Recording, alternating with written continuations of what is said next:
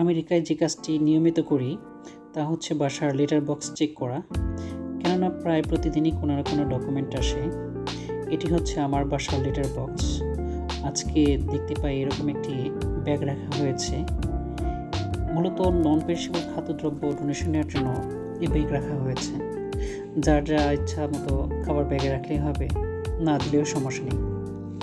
আমাদের ঘরে কিছু প্যাকেটজাত ও ক্যান্ড ফুড ছিল, তার মধ্যে walnut, pancake mix, canned tuna fish ও স্পিনাচ ছিল, সেগুলোই দিয়ে দিলাম। এদেশে সবাই চ্যারিটিতে অংশগ্রহণ করে, তাই আমরাও আমাদের সাধ্যের মধ্যে একটু দিয়ে অংশগ্রহণ করলাম। মে মাসের সেকেন্ড স্যাটারডেতে এই ব্যাগ লেটার বক্সের সামনে থেকে আবার নিয়ে যাবে। সব কিছু একদম গোপনে হবে, তবে ঠিকঠাক পৌঁছে যাবে আন্ডার প্রিভিলেজড ও নিডি মানুষদের কাছে। ভিডিওটি করার উদ্দেশ্য হচ্ছে আমেরিকায় কীভাবে চ্যারিটি কাজটি হয় তার কিছুটা নমুনা দেখানো। অন্য কোনো একটা ভিডিওতে দেখাবো কীভাবে ফুড প্যান্ট্রির মাধ্যমে এইসব খাবার ডিস্ট্রিবিউশন করা হয় তা নিয়ে। সবাই ভালো থাকবেন। আল্লাহ হাফেজ।